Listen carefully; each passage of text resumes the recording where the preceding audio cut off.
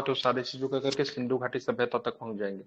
देखिए, सबसे पहले अगर हम लोग चलेंगे ना भारत का इतिहास, तो भारत का इतिहास जहां से शुरू होती है, तो सबसे पहले अगर बात करेंगे भारत के इतिहास, उत्तर में हिमालय से लेकर दक्षिण में समुद्र तक फैला एक उपमहाद्वीप है। ठीक है, ध्यान रखें, भारतवर्ष के नाम से जाना जाता है। भारत क्या है, एक प्रायद्वीप है। अब प्रायद्वीप क्या होता है, जैसे मान लीजिए ये अगर भारत का पूरा अगर लैंड है, ठीक है, तो समझिए इधर भी समुद्र है, सॉरी इधर जमीन है, इधर भी, सॉरी इधर समुद्र है, इधर भी समुद्र है, इधर भी समुद्र है, लेकिन एक तरफ से मतलब हिस्सा जो है क्या, जमीन है, तो इसको प्रायद्वीप बोलेंगे। अगर इधर भी अगर समुद्र हो जाता ना, तो भारत का हो जाएगा द्वीप हो जाता। अब देखेंगे नॉर्थ, साउथ, ईस्ट, वेस्ट, ठीक है, नॉर्थ साउथ ईस्ट वेस्ट, ठीक है। तो नॉर्थ में आप देखेंगे तो नॉर्थ में कोई समुद्र नहीं है, साउथ में समुद्र है, हिंद महासागर, वेस्ट में अरब सागर है, ठीक है, और ईस्ट में भी आपको बे ऑफ बंगाल देखने को मिलता है। क्या देखने को मिलता है, बे ऑफ बंगाल, बंगाल की खाड़ी इधर है, पूरब की तरफ क्या है, बंगाल की खाड़ी है, ठीक है। पश्चिम में देखेंगे तो अरब सागर है, ठीक है, और यहाँ पे देखेंगे तो हिंद महासागर है, ठीक है।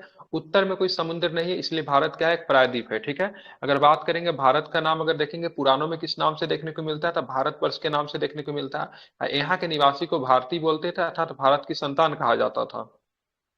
भारत जो था एक कबीले का नाम था। प्राचीन भारतीय अपने देश को जम्बू द्वीप कहते थे, अर्थात जम्बू, जम्बू का मतलब क्या होता है, जामुन होता है, ठीक है, जामुन वृक्षों का द्वीप कहते थे। प्राचीन ईरानी ने सिंधु नदी के नाम से इन्हें जोड़ते थे, तभी विवाद भी रहा है, ठीक है। भारत का नाम इंडिया कैसे पड़ा, तो इंडिया जो था सिंधु नदी के नाम पे पड़ा, क्योंकि इंडिया, सिंधु नदी को अंग्रेजी में इंडस वैली कहते हैं, ठीक है, इसलिए हम लोग सिंधु घाटी सभ्यता को इंडस वैली सिविलाइजेशन के नाम से भी जानते हैं, ठीक है, ध्यान में रखेंगे। तो इसी तरीके से इसका नाम जो था, से मतलब क्या हुआ, इंडस से मतलब क्या पड़ गया, इंडिया पड़ गया। ये नाम किसने दिया था, ईरानियों ने दिया था। किसने दिया था, ईरानियों ने दिया था, ठीक है। तो ईरानी, जिसे वो सिंधु ना कहकर हिंदू कहते थे, और इसी से नाम आ गया। यही नाम फिर से पूरी पश्चिम में फैल गया, पूरे देश को इसी एक नदी के नाम से जाने जाना लगा। यूनानी इसे इंडे और अरब इसे हिंद कहते थे, ठीक है। तो यूनानी इसे क्या हम्म। बोलते थे, इंडे कहते थे, अरब इसे क्या कहते, हिंद कहते थे।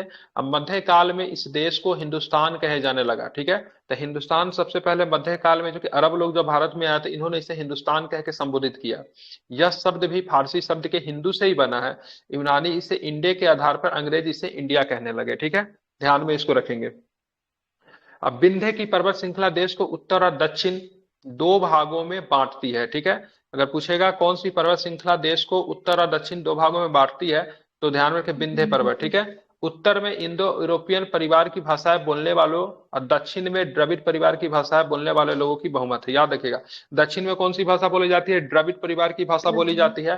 और उत्तर में आप देखोगे तो भारत यूरोपीय, इसको भा यूरोपीय परिवार की भाषाएं बोली जाती है, ठीक है, ध्यान में रखेंगे। अब भारत में जनसंख्या के निर्माण जिन प्रमुख नस्लों से, कौन कौन नस्ल भारत में आपको देखने को मिलते हैं, तो मुख्यतः प्रोटो ऑस्ट्रेलियाइड, पैलियो मेडिटेरियन, काकेसाइड, निग्रोएड और मंगोलियाइड, ठीक है। जब मंगोलियाइड की बात करेंगे तो ईस्टर्न क्षेत्र में, पूर्वी क्षेत्र में ये जनसंख्या आपको मुख्यतः देखने को मिलता है। और बात करेंगे भारतीय इतिहास के अध्ययन के अनुसार, सुविधा तीन भागों में पार्टिसिपेट करते हैं। प्राचीन भारत, जो कि आज हम लोग पढ़ने वाले हैं, ठीक है, ध्यान में रखेंगे। जी सर। सबसे पहले इतिहास को तीन भागों में बांटने का श्रेय जर्मन इतिहासकार, जिसको नाम है क्रिस्टोफ क्रिस्टोफ कोलंबस। सेरेलियस को जाता है, ठीक है, ध्यान में रखेंगे। तो क्रिस्टोफ सेरेलियस ने इतिहास को तीन भागों में बांटा था, जिसमें प्राचीन नाम दिया उसने, आधुनिक, सॉरी, मध्यकालीन नाम दिया और आधुनिक नाम दिया, ठीक है। इसको आपको ध्यान में रखना है। ये जो हमारा चैप्टर जो है, इसका तो प्राचीन का मतलब क्या है, पाठ है। अब यहाँ पे देखेंगे प्राचीन भारतीय इतिहास का स्रोत क्या क्या है आपके पास, तो आपके पास जो सबसे प्रमुख स्रोत जो है, जो क्या है, धर्म ग्रंथ है, ऐतिहासिक ग्रंथ है, विदेशियों का विवरण है, पुरातत्व संबंधी साक्ष्य है, ठीक है।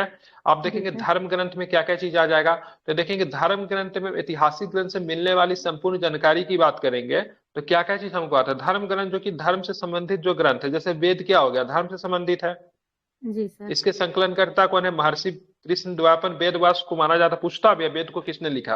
वेद वसुदेव कुटुंबम का उपदेश मानता है, ठीक है, ध्यान में रखेंगे। भारतीय परंपरा वेदों को नित्य तथा अपुरुष है मानती है। अपुरुष से मतलब क्या, जिसका निर्माण पुरुषों, मतलब किसी आम आदमी के द्वारा नहीं किया गया, इसका निर्माण गॉड के द्वारा, भगवान के द्वारा किया गया, इसलिए अपरुष है, इसको माना जाता है। अब वेद जी। आपको जानते हैं कितने प्रकार के होता है, बताने की जरूरत नहीं है। चार प्रकार के। चार। चार प्रकार का वेद होता है, ठीक है। तो ध्यान में रखेंगे, ऋग्वेद है, यजुर्वेद है, अथर्ववेद है और सामवेद है, ठीक है। इन चारों वेद को जब आप आपस में मिला देंगे तो क्या बताएंगे, गीता। संहिता। संहिता। देखिए लूसेंट पढ़ना आप लोग को बोझ लगता है, अरे देखिए मैं कितना जल्दी जल्दी आप लोग का लूसेंट खत्म करवा दो तो याद भी आपको हो जाएगा, ठीक है, पढ़ने का तरीका होता है। अब यहाँ पे जी। देखेंगे चारों वेद को जब इस साथ मिलाएंगे तो क्या बनेगा, संहिता बनेगा। अब यहाँ पे देखिए हाँ। ऋचाओं के क्रमबद्ध ज्ञान के संग्रह को ऋग्वेद कहते हैं, ठीक है, ऋचाओं के क्रमबद्ध जी। ज्ञान के संग्रह को ऋग्वेद कहते हैं। ये आपसे नहीं पूछेगा, आपसे पूछेगा ऋग्वेद में मंडल की संख्या बताओ, तो क्या बताएंगे, 10। 10। 10 मंडल। सूक्त कितना है, 1028। 1028, जिसमें से आ 11 सूक्त जो है बालखिल्य पाठ के है, ठीक है।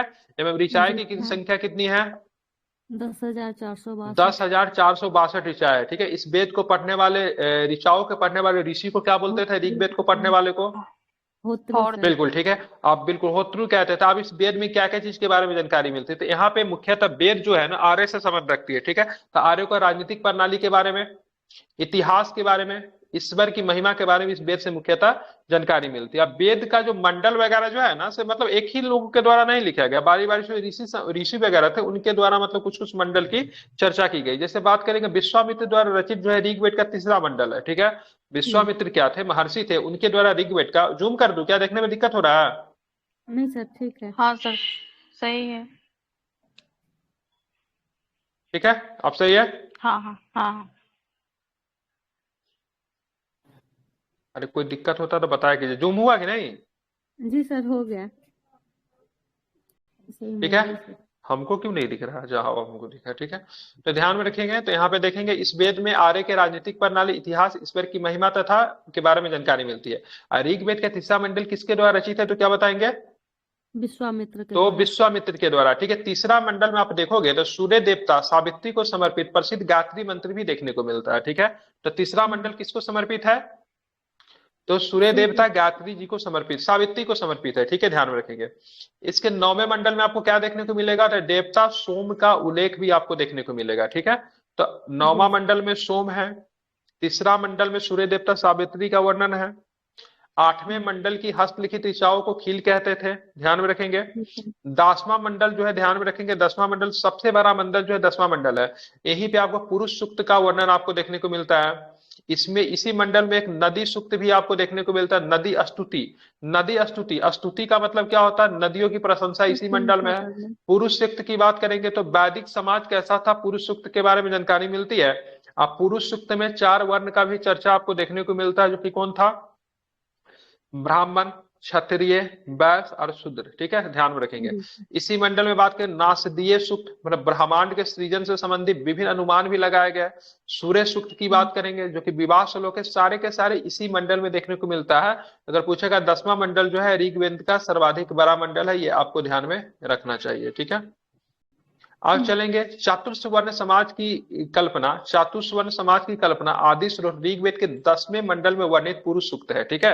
तो चातुर्वर्ण समाज कौन कौन होगा, जिसके अनुसार 4 वर्ण है, ब्राह्मण, क्षत्रिय, वैश्य तथा शूद्र है। आदि पुरुष ब्रह्मा के क्रम से मुख, भुजाओं, जंघाओं और चरणों से मतलब क्या हुए, मुख्य रूप से उत्पन्न हुए हैं, ठीक है, ध्यान में रखेंगे। धर्म सूत्र की बात करेंगे, 4 प्रमुख जातियों, स्थितियों, व्यवसाय, दायित्वों और कर्तव्यों का विशेषाधिकार का स्पष्ट विभेद करता है, ठीक है। ध्यान में, धर्म सूत्र में क्या है, तो 4 प्रमुख जाति की स्थिति क्या रहेगी, व्यवसाय क्या रहेगी, उनके दायित्व क्या होंगे, उनके कर्तव्य क्या होंगे, इन तथा विशेषाधिकार में स्पष्ट विभेद आपको धर्म सूत्र में आपको देखने को मिलता है। ऋग्वेद में कई परिच्छेदों में प्रयुक्त एक शब्द है जो कि अघन्य शब्द बार बार आया है, जिसका मतलब होता है बध नहीं किया जाने वाला, मतलब उसको अघन्य का मतलब क्या है, जिसको बध नहीं किया जाएगा। और इसका संबंध किससे है, तो गाय से इसका संबंध लगाया गया है, ठीक है। ध्यान में रखें, ऋग्वेद में ब्रह्म का तो उल्लेख है, ब्रह्म शब्द का उल्लेख तो है, लेकिन आत्मा शब्द आपको ऋग्वेद में नहीं देखने को मिले, किंतु आत्मा का उल्लेख आपको ऋग्वेद में नहीं है। अब यहाँ पे देखेंगे ईसा पूर्व और ईसवी का संबंध की बात करेंगे, तो ध्यान में रखेंगे ईसाई कैलेंडर जो होता है उसको ग्रेगोरियन कैलेंडर कहते हैं। कौन सा कैलेंडर कहते हैं, हमारा कैलेंडर कैसा है, तो हमारा कैलेंडर जो है कैसा, हमारा कैलेंडर हम लोग कौन सा कैलेंडर यूज करते हैं, सर यही नहीं ये तो ग्रेगोर। ईसाई कैलेंडर, हमारा कैलेंडर का नाम क्या है, जिसको हम लोग बोलते हैं शक संवत पर आधारित है, वो कैलेंडर हमारा है, ठीक है, ये ग्रेगोरियन कैलेंडर है।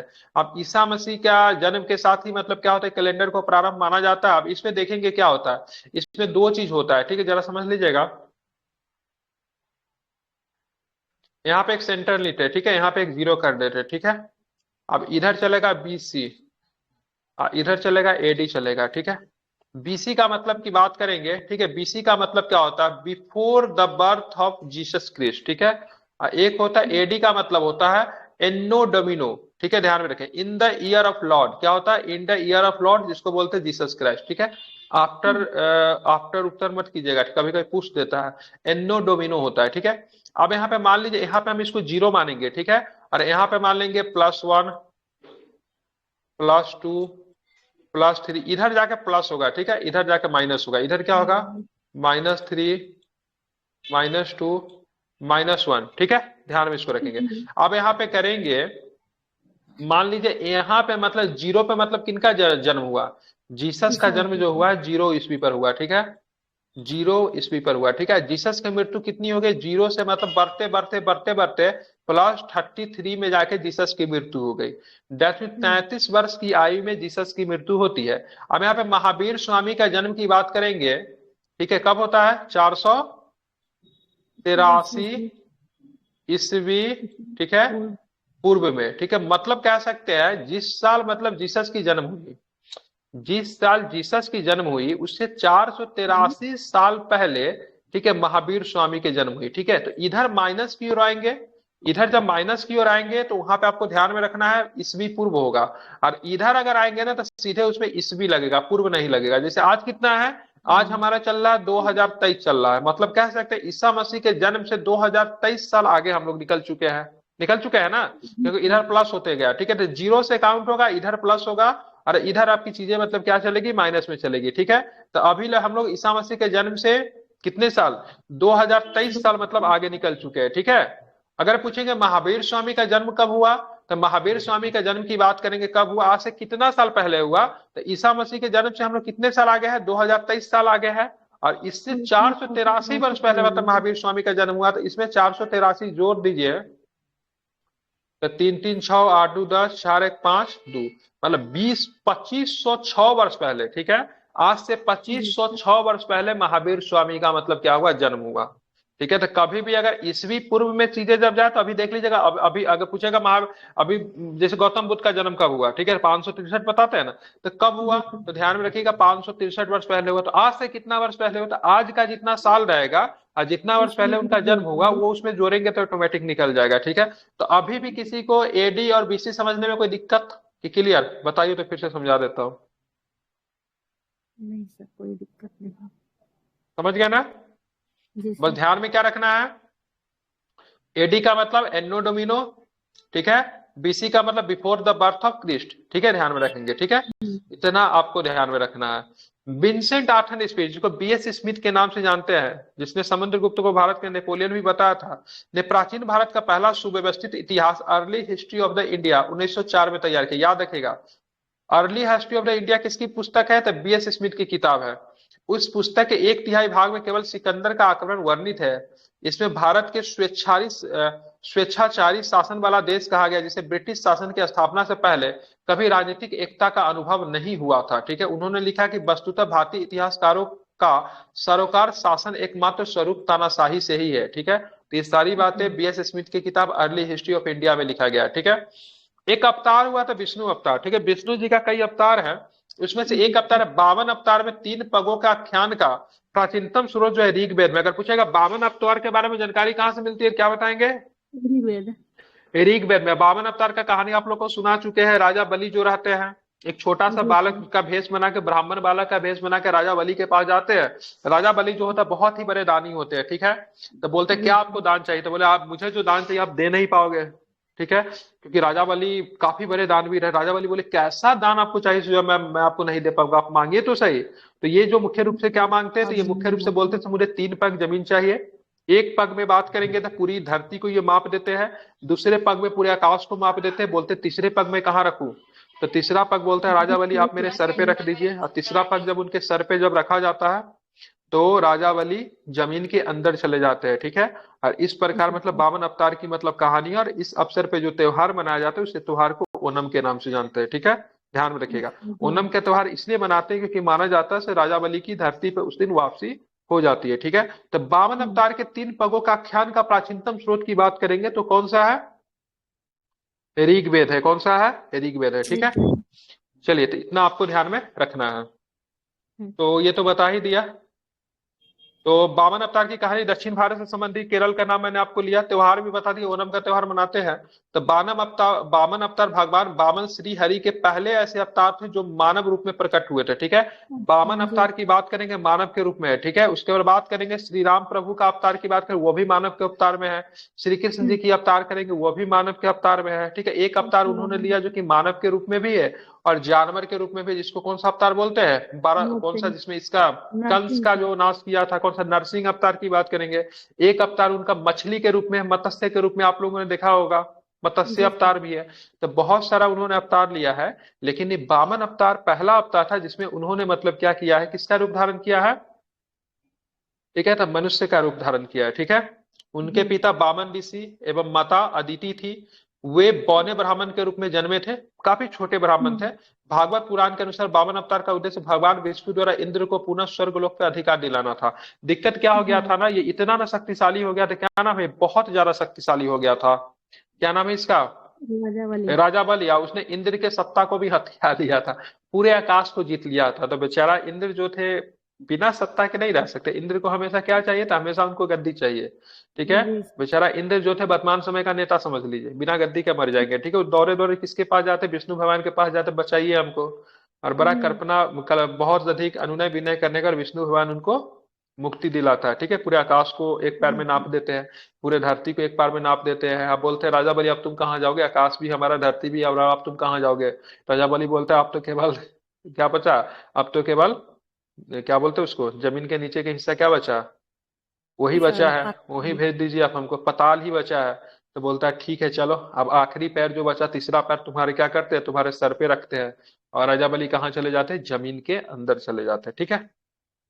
जी सर। वामन भगवान को दक्षिण भारत में उपेंद्र के नाम से जाना जाता है, ठीक है। ऋग्वेद में इंद्र के लिए कितने सूक्त हैं, 250। 250। और अग्नि के लिए कितने हैं, 200, 200। ठीक है, ध्यान में रखेंगे। प्राचीन इतिहास के साधन के रूप में वैदिक साहित्य में ऋग्वेद के बाद शतपथ ब्राह्मण का स्थान है, ठीक है। तो अगर बात करेंगे प्राचीन इतिहास के साधन, वैदिक साहित्य में ऋग्वेद के बाद किसका स्थान है, शतपथ सतपथ ब्राह्मण का स्थान ब्राह्मण है, का। ठीक है। ऋग्वेद से इतना ही प्रश्न बनता है, इसको याद रखिएगा, इंपॉर्टेंट है। आप देखें यजुर्वेद की बात करेंगे तो यजुर्वेद जो था स्वस्वर पाठ के लिए मंत्रों तथा बलि के समय अनुपालन के लिए नियमों का संकलन जो है सब आपको यजुर्वेद में देखने को मिलता है, ठीक है।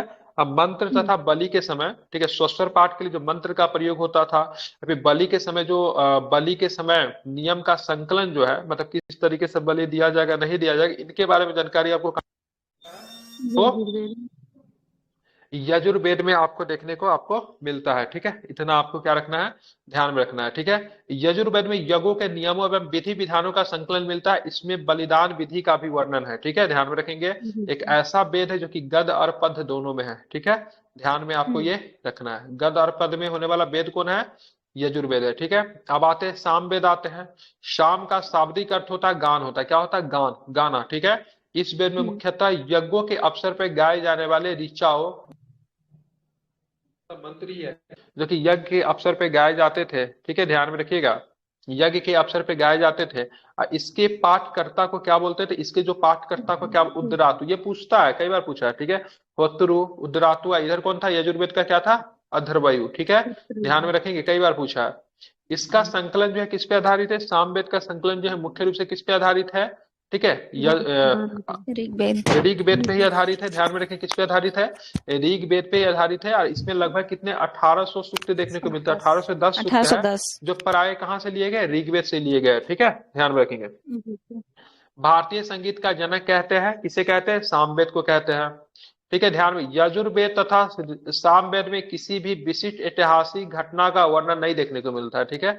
न तो हम्म, सामवेद में है न तो यजुर्वेद में है, ठीक है। अब आते अथर्ववेद, ठीक है। अथर्ववेद जो था ये आपको, ठीक है, वेद त्रयी में शामिल नहीं था। वेद त्रयी में तीन वेद आएंगे, ऋग्वेद, यजुर्वेद, ठीक है, सामवेद। इसको वेद समाज से थोड़ा बाहर रखा गया था क्योंकि थोड़ा सा वेद जो था, ठीक है, निम्न लोगों के द्वारा इसको फॉलो किया जाता था, ऐसे लोगों के द्वारा फॉलो किया जाता था अंधविश्वासी थे, मंत्रों जी में सर। मानते थे, जादू टोना, इन सब चीजों में विश्वास रखते थे, इसके लिए इनको वेद समाज से थोड़ा सा इसको अलग रखा गया था। जस्ट लाइक आप समझ लीजिएगा, अमरुद को जो सम्मान फलों में प्राप्त नहीं है, उसी तरह वेद में वो सम्मान अथर्ववेद को प्राप्त नहीं था, ठीक है। अमरुद को फल हम्म, मानते हैं आप लोग, नहीं मानते हैं ना, मुश्किल से ही कोई खरीदता भी होगा मार्केट से, ठीक है। हाँ है सर। का है उतना रिस्पेक्ट अमरूद को नहीं दिया जाता जितना रिस्पेक्ट सेब को, ठीक है, आम को फल में मिलता है उतना रिस्पेक्ट अमरूद को दिया जाता है। अमरूद को बहुत लोग तो फल मानते भी नहीं है, ठीक है। चलिए, आप देखेंगे अथर्वा ऋषि द्वारा रचित इस वेद की कुल मंत्र की बात करें 731 है तथा लगभग 6000 पद है। इसके कुछ मंत्र ऋग्वैदिक मंत्रों से भी प्राचीनतम है, ध्यान में रखेंगे। औषधि का उल्लेख हम्म, सबसे पहले अथर्ववेद में आपको देखने को, औषध हो मतलब औषधि का उल्लेख सबसे पहले कहाँ देखने को मिलता है? अथर्ववेद अथर्ववेद में। में देखने को मिलता है, ठीक है।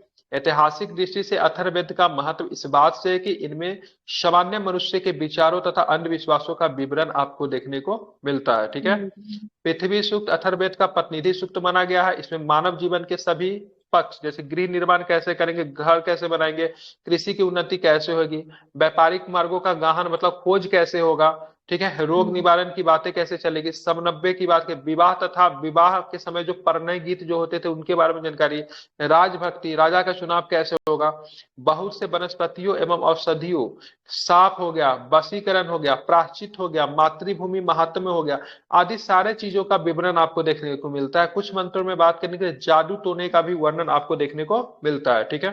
जी सर। अथर्ववेद में प्रशिक्षित को कुरुओं का राजा कहा गया। अथर्ववेद में प्रशिक्षित को परीक्षित, परीक्षित क्या है? राजा का नाम था, ठीक है, उसको कुरु का राजा बताया गया, ठीक है। तथा कुरु देश की समृद्धि का अच्छा चित्रण जो है किसमें देखने को मिलता था? अथर्ववेद में आपको देखने को मिलता है। सभा और समिति, ठीक है, दो सदन था, सभा और समिति। सभा जस्ट बिलोंग्स, अभी अभी भी दो सभा है ना, अभी भी लोकसभा जी राज्यसभा देखने, उसी समय दो सभाएं थी, ठीक है, उसको प्रजापति की दो पुत्रियां कहा गया है। जी ध्यान में सर। रखें, वेदों की भी कई शाखाएं हैं जो वैदिक अध्ययन और व्याख्या से जुड़े विभिन्न दृष्टिकोणों का प्रतिनिधित्व करती है। जैसे साकाल शाखा, ध्यान में रखें इंपॉर्टेंट है, साकल शाखा ऋग्वेद से जुड़ी एकमात्र जीवित शाखा है, ठीक है। साकल शाखा का संबंध किससे है? ऋग्वेद से है। यजुर्वेद को दो भागों में बांट देंगे, एक होगा शुक्ल यजुर्वेद होगा, एक होगा कृष्ण यजुर्वेद होगा, ठीक है, ध्यान में रखेंगे। अब यहाँ पे देखेंगे यजुर्वेद को दो भागों में हम लोगों ने बांटा, एक था कृष्ण यजुर्वेद और दूसरा जो था शुक्ल यजुर्वेद, ठीक है। मध्यंदी और कण्व शुक्ल यजुर्वेद अथवा वाजसेन संहिता की शाखाएं है, ठीक है। तो ध्यान में रखेंगे, तो दो चीज आपको ध्यान में रखना, माध्यंदीन, क्या नाम है? माध्यंदीन, ठीक है, और ध्यान में रखना है कान्व शुक्ल, दिन। दोनों का नाम आपको ध्यान में रखना है। ये क्या है? तो आपको ध्यान में रखना है, तो शुक्ल यजुर्वेद अथवा वाजसेन संहिता की शाखाएं है, ठीक है, ध्यान में रखेंगे। कृष्ण यजुर्वेद से जुड़ी शाखाएं की बात करेंगे तो दो है, यहाँ पे आपको देखने को मिले काठक और कनिष्ठल, ठीक है। काठक और कनिष्ठल किसका पाठ है? तो शुक्ल यजुर्वेद का, ठीक है, ध्यान में रखेंगे, ध्यान में रखना है। और मतलब यहाँ पे आपको ध्यान में रखना है क्या है, इसको दो चीजें यहाँ पर भी आपको ध्यान में रखना है। शुक्ल यजुर्वेद में बात करेंगे तो माधंदी और कान्व, ठीक है। और यहाँ पे आपको कृष्ण यजुर्वेद में बात करेंगे तो काठक और कानिष्ठल, ठीक है। तो इसको याद करने का तरीका बता, क से दिख रहा है ना, कृष्ण यजुर्वेद क्या है? क से है, तो इसकी जो जी। शाखाएं भी क से होगा, ठीक है। काठक और कानिष्ठल क्या है? जी। क से, ठीक है। ऐसे आप लोग इसको याद रख सकते हैं। बाकी जो मध्यांदिन और कान्व की बात करेंगे तो ये शुक्ल यजुर्वेद में आपको देखने को मिलेगा, ठीक है। हम्म। चलिए, उसके बाद बात संहिता में बात करेंगे तो इसका जो संहिता कौन है? कृष्ण यजुर्वेद, शुक्ल यजुर्वेद की संहिता वाजसेन संहिता होगी, ठीक है। और इसका कृष्ण यजुर्वेद की संहिता की बात कर मैत्रानी और तैतरई, ठीक है। मैत्रानी और हम्म। तैतरई जो है किसका है? तो कृष्ण यजुर्वेद का है, ठीक है, ध्यान में रखेंगे। कौथुम की बात करेंगे, रानायनीय तथा जैमिनीय या फिर तलबकार सामवेद की शाखा है, ठीक है। अथर्ववेद की शाखाएं सौनक और, ठीक है, पैम्पल लाभ है। इसको क्या कीजिएगा, कॉपी में ना सामने सामने लिख दीजिएगा, वैसे मैं इसको याद करवा दूंगा, ठीक है। कौथुम की बात करेंगे, रानानीय की बात करेंगे, जैमिनीय की बात करेंगे या फिर तलवरकार की बात करेंगे तो ये आपको सामवेद की शाखा है, ठीक है। अथर्ववेद की शाखाएं कौन है? सौनक और पिंपल लाद है, ठीक है, ये दोनों के दोनों अथर्ववेद के, अथर्ववेद की भी शाखाएं है, सामवेद की भी शाखाएं है, यजुर्वेद की भी शाखाएं है, ऋग्वेद की भी शाखाएं है, ठीक है। इसको आपको ध्यान में रखना है। लेकिन अगर पूछेगा सबसे प्राचीनतम वेद कौन है, तो सबसे प्राचीनतम वेद कौन हो जाएगा? ऋग्वेद आएगा, ठीक है। और सबसे बाद का वेद कौन है? तो सबसे बाद अथर्ववेद। का वेद की बात करेंगे अथर्ववेद होगा, ठीक है, ध्यान में रखेंगे। कल से क्लासेस जो है, ठीक है, बीपीएससी, सॉरी बीपीएससी बोल रहे हैं, ठीक है, ये जो फाउंडेशन बैच जो है जीके जीएस का है, मुख्यतः इसको थोड़ा स्पीडली खत्म करना है। तो कल से सभी लोग 12-1 बजे के बाद ही, ठीक है, जुड़ जाएंगे। टाइमिंग डालो 3 से 4 घंटा प्रतिदिन करेंगे ताकि जल्दी जल्दी आपका ये कवर हो जाए, ताकि आपका जो बीच में वनडे लुसेंट के एग्जाम है, लिए। हाँ लुसेंट के लूसेंट लिए। आपका हाँ लूसेंट आपका खत्म करवा देते हैं एक बार, ठीक है, अच्छा जी। रहेगा। अब यहाँ पे देखिए ब्राह्मण ग्रंथ की बात करें, ऋग्वेद का जो ब्राह्मण ग्रंथ होगा उसका इतराय एवं कौशितकी है, ठीक है, कई बार पूछा है, ठीक है। ऋग्वेद का ब्राह्मण ग्रंथ कौन होगा, क्या बताएंगे, इतराय और कौशितकी, ठीक है। यजुर्वेद का ब्राह्मण ग्रंथ कौन होगा, तैतरई एवं शतपथ, ठीक है। सामवेद का क्या होगा, क्या बताएंगे, पंचवीस। पंचविश, ठीक है। पंचविश। अथर्ववेद का क्या होगा, क्या बताएंगे, गोपद। गोपद। गोपद, ठीक है। एक बार फिर से इसको याद कीजिए, ऋग्वेद का ब्राह्मण ग्रंथ बताइए क्या होगा, इतराय और कौशितकी, ठीक है। यजुर्वेद का क्या होगा, तैतरीय शतपथ। तैत्तिरीय एवं शतपथ, ठीक है। सामवेद का क्या होगा, पंचविश। पंचविश, ठीक है। अथर्ववेद का क्या होगा, गोपद। गोपद। गोपथ, ठीक है। इसको आपको याद कर लीजिएगा, इंपॉर्टेंट रहेगा, ठीक है, कई बार इसको पूछा है, ठीक है। अब यहाँ पे देखेंगे तो यहाँ पे हम लोग संहिता देख ले, संहिता किसको कहते थे, बताइए तो, संहिता किसे कहते थे, चारों वेदों के मिल से जो प्राप्त हाँ, होता है। चारों वेदों के मिलकर क्या बनता था, संहिता बनता था, ठीक है, बहुत सुंदर, ठीक है। तो संहिता के पश्चात ब्राह्मणों, आरण्यकों तथा उपनिषदों का स्थान है, ठीक है। संहिता के बाद मतलब वेद के बाद इनसे उत्तर वैदिक कालीन समाज एवं संस्कृति के विषय में जानकारी मिलती है। आप देखेंगे, मैंने बोला वैदिक काल के बारे में हम लोग पढ़ रहे हैं, ठीक है। वैदिक कालों के हम लोग दो भागों में बांटते हैं, ठीक है। एक होता है ऋग वैदिक काल होता है, एक होता है उत्तर वैदिक काल होता है। तो ऋग वैदिक काल की सारी जानकारी ऋग्वेद के आधारित है, किस पे आधारित है, ऋग वैदिक काल की सारी जानकारी आपको ऋग्वेद पे आधारित है। उसका उत्तर वैदिक काल की जो जानकारी जो आपको देखने को मिलेगी ना, तो उत्तर वैदिक काल में और बहुत सारे वेद निकल कर आएंगे, और साथ में ब्राह्मण, आर्णयक और उपनिषद भी निकल कर आते हैं, ठीक है। इसको आपको ध्यान में रखना है।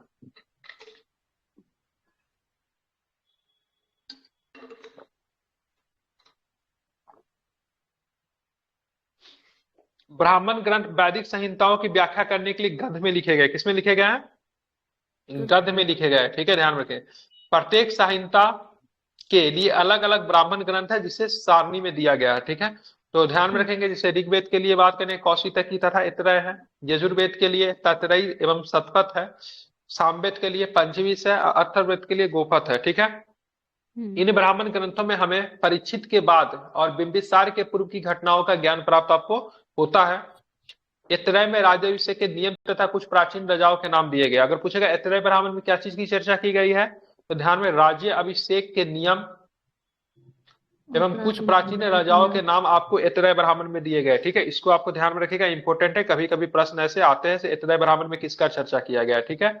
अब हम देखेंगे शतपथ में क्या देखने को मिलेगा, तो ये महाजनपद का उल्लेख आपको देखने को मिल, जनपद का उल्लेख देखने को मिलेगा, जैसे गंधार, शल्य, ककय, कुरु, पंचाल, कौशल, विदेह आदि राजाओं का उल्लेख देखने को मिलता है। मतलब यहाँ के जो राजा जो थे, जनपद के राजा थे, उनके बारे में जानकारी आपको शतपथ में देखने को मिलता है। इतरय में क्या देखने को मिलता है, राज्याभिषेक के बारे में और कुछ प्राचीन राजाओं के नाम दिए गए हैं। वैदिक साहित्य में ऋग्वेद के बाद शतपथ ब्राह्मण का स्थान है, ठीक है। वैदिक साहित्य में बात करेंगे तो ऋग्वेद के बाद किसका स्थान है, शतपथ ब्राह्मण का स्थान है। शतपथ ब्राह्मण की बात करेंगे, किस वेद का शतपथ ब्राह्मण है, बताइए तो किस वेद का शतपथ ब्राह्मण, ऋग्वेद का। बिल्कुल ठीक है, ध्यान में रखेंगे, ठीक है। तो इसको आपको क्या ध्यान में रखना है, ठीक है। चलिए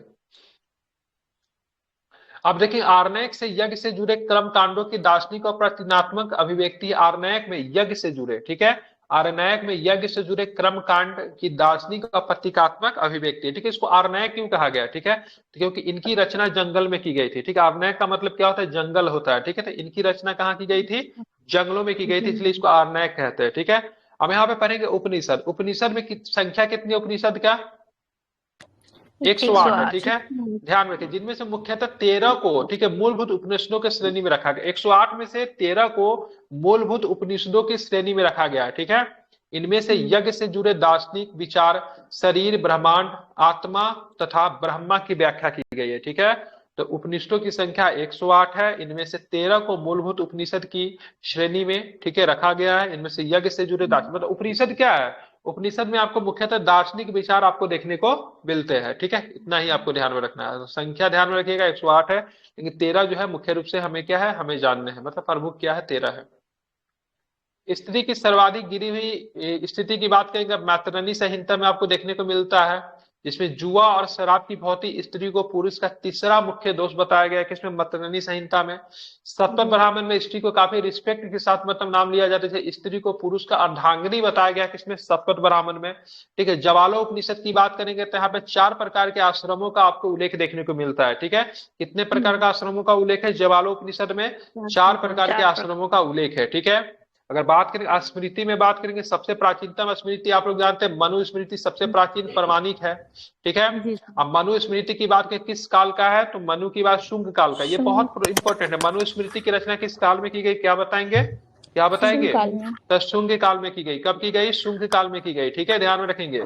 ठीक है, नारद स्मृति से गुप्त काल के बारे में जानकारी मिलती है। गुप्त युग के बारे में जानकारी किसमें मिलती है, नारद स्मृति नारद स्मृति में। इसी के शुंग काल के बारे में जानकारी किसमें मिलती है, ठीक है, शुंग काल के बारे में जानकारी किससे मिलती है, ठीक है, तो मनुस्मृति में। ठीक है, चलिए आप देखेंगे तो यहाँ पे हम लोगों ने स्मृति देखा, ब्राह्मण ग्रंथ देखा, आप हम लोग के वेदांग एवं सूत्र देखेंगे तो सबसे पहले इनकी रचना पूछी जाती, मतलब इनकी संख्या पूछी जाती है। देखिए वेद को आप डायरेक्ट नहीं पढ़ सकते थे, वेद को पढ़ना क्या होता था, कठिन होता था। आपको डायरेक्ट अगर इंग्लिश लिटरेचर की किताब देते तो आप कंफ्यूज हो जाएंगे। ठीक है, आप नहीं पढ़ पाओगे सही से। उसको पढ़ने के लिए आपको ग्रामर की जानकारी आपको होनी आवश्यक है। ठीक है, तो वेदों को अच्छे तरीके से समझने के लिए 6 प्रकार के वेदांगों की रचना की गई थी। ठीक है, जिसमें से बात करें शिक्षा जो था, शुद्ध उच्चारण शास्त्र मतलब शुद्ध उच्चारण करने के लिए शिक्षा होना चाहिए था। कल्प जो था, जो कि उसमें कर्म कांडीय विधि था, उसको हमको समझने के लिए। निरुक्त जो था, निरुक्त शब्दों की उत्पत्ति किस प्रकार से, इसको समझने के लिए। व्याकरण हो गया, छंद हो गया, ज्योतिष हो गया। तो 6 प्रकार का वेदांग कौन कौन होगा, शिक्षा, कल्प, निरुक्त, ठीक है, व्याकरण, छंद एवं ज्योतिष। ठीक है, ये 6 प्रकार के क्या है, 6 प्रकार का क्या है, शिक्षा, कल्प, निरुक्त, व्याकरण, छंद और ज्योतिष, 6 प्रकार का वेदांग है। ठीक है, ध्यान में रखेंगे। ठीक है, वैदिक साहित्य का क्षुण्ण बनाए रखने के लिए सूत्र साहित्य का प्रणयन किया गया।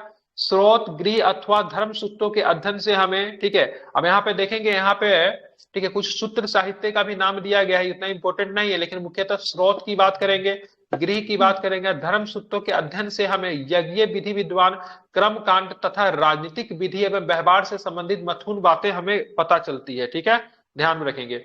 अब इन सारे चीज का मतलब प्रमुख सूत्रकार कौन कौन थे, मतलब सूत्र को लिखा किसने, तो गौतम बौधायन ने लिखा। ठीक है, आप स्तंभ ने लिखा, वशिष्ठ आदि के नाम विशेष रूप से मतलब क्या उल्लेखनीय सूत्र को लिखने के लिए। और सबसे सूत्रों में सबसे प्राचीन कौन सा सूत्र माना गया था, गौतम धर्म सूत्र को सबसे प्राचीन माना जाता है। ये आपसे पूछ सकता है, इसको आप लोग ध्यान में रखेंगे। मतलब मुख्य रूप से सूत्रों की रचना इसलिए की गई, जैसे नहीं बोलते गणित का सूत्र होता है, अगर सूत्र याद आता है तो गणित का क्वेश्चन कितना जल्दी बन जाता है, नहीं डायरेक्ट सूत्र पे बैठाते डायरेक्ट निकल जाता है। तो उसी तरीके से यज्ञ का जो विधि विधान था, क्या, हाँ बिल्कुल, ये यज्ञ का विधि विधान था, क्रम कांड था, राजनीतिक विधि में व्यवहार से संबंधित महत्वपूर्ण बातें ज्ञात करते थे। इनको जानने के लिए कैसे ये चीजें निकल कर, इसके लिए कुछ सूत्रों की रचना की गई थी। ठीक है, ध्यान में रखेंगे। तो इसमें जो प्रमुख सूत्र की रचना करने वाला जो था गौतम बौधायन साहब थे। ठीक है, आप स्तंभ थे, वशिष्ठ थे, इन लोगों ने सूत्रों की रचना की थी। ठीक है, अब जैसे बहुत सारे देखिएगा, थेल्स फर्मा है, थेल्स फर्मा से तुरंत थेल्स थ्योरम लागते हैं, सीधे निकल जाता है। तो थेल्स फर्मा कौन थे, थेल्स कौन था, तो थेल्स कौन था, तो थेल्स आप ध्यान में रखेंगे कौन था थेल्स, तो वो जो था आपका बहुत बड़ा मैथमेटिशियन था। ठीक है, आप चलते हैं पुराण। ठीक है, पुराण की बात करेंगे ना, पुराणों की संख्या 18 है। कितनी है पुराणों की संख्या, 18 है, जिसमें से आपको विष्णु पुराण। अब देखें विष्णु जो है, विष्णु भगवान को देखेंगे तो विष्णु भगवान का अवतार कौन है, तो कृष्ण जी है। कृष्ण जी अपने सर में क्या लगा रहे हैं, मौर्य का पंख लगाया रहता है। ठीक है, तो विष्णु पुराण से संबंधित जो है मौर्य पंख है। ठीक है, ध्यान रखिए। मत्स्य पुराण, मत्स्य का और मछली होता है। ठीक है, बाजार में जाएंगे मछली का किस्म आता है जो कि सस्ता मिलता है। ठीक है, जिसको बोलते हैं आंध्रा का मछली। ठीक है, बहुत लोग उसको नहीं खरीदते हैं, मतलब जो बढ़िया खाने वाले हो तो नहीं खरीदते, बोलते ठीक मछली नहीं होता है। ठीक है, तो मत्स्य से आप आंध्र, ठीक है, आंध्र जो है मछली उत्पादन में प्रसिद्ध, उससे आपको ध्यान में रखिएगा। वायु पुराण की बात करेंगे तो गुप्त याद रखें, वायु क्या होता है, यू कांट सी एयर, आप वायु को नहीं देख सकते हो, क्या होता है, गुप्त होता है। ठीक है, तो उससे आप ध्यान में रखिएगा गुप्त पुराण। तो इन पुराणों में राजाओं की वंशावली पाई जाती है, क्या पाई जाती है, विष्णु पुराण, मत्स्य पुराण, वायु पुराण में बात करेंगे। ठीक है, और एक ब्राह्मण एवं भागवत पुराण में वायु की राजाओं की वंशावली पाई जाती है। अगर पूछेगा विष्णु पुराण में कौन सी वंश से संबंधित है, क्या बताएंगे, मौर्य वंश से। मत्स्य पुराण किस वंश से संबंधित है? आंध्र सातवाहन वंश से। वायु पुराण किस वंश से संबंधित है? गुप्त वंश से संबंधित है। ठीक है, याद रहेगा इतना कि भूल जाएंगे? याद रहेगा ना? इन पुराणों में राजाओं की वंशावली मानी जाती है। ठीक है, आप देखेंगे भारतीय ऐतिहासिक कथाओं का सबसे अच्छा क्रमबद्ध विवरण जो होता है आपको पुराणों से ज्ञात होता है। इसके रचयिता कौन थे? तो इसके रचयिता लोमहर्ष थे, अथवा इनके पुत्र जो थे उग्रश्रवा। दोनों को माना जाता है लोमहर्ष और उनके पुत्र ने मिलकर पुराणों की मतलब रचना की। अब पुराणों की संख्या कितनी है, क्या बताएंगे? 18। 18। बिल्कुल, पुराणों की संख्या की बात करेंगे 18 है, जिनमें से केवल 5 पुराण की बात करेंगे, जिसमें मत्स्य, वायु, विष्णु, ब्राह्मण एवं भागवत में राजाओं की वंशावली पाई जाती है। विष्णु पुराण मौर्य वंश से संबंधित है, मत्स्य पुराण आंध्र सातवाहन वंश से संबंधित है, वायु पुराण जो है गुप्त वंश से संबंधित है। ठीक है, ध्यान में रखेंगे। पुराणों में सबसे प्राचीन एवं पौराणिक पुराण की बात करेंगे, मत्स्य पुराण है। चलिए आप हमें ये बताएं, मत्स्य पुराण में किस राजाओं की वंशावली पाई जाती है? बताइए, किस राजा के मतलब किस वंश के बारे में जानकारी मिलती है? आंध्र सातवाहन। Andhra Satavahana, very good. ठीक है, बहुत सुंदर।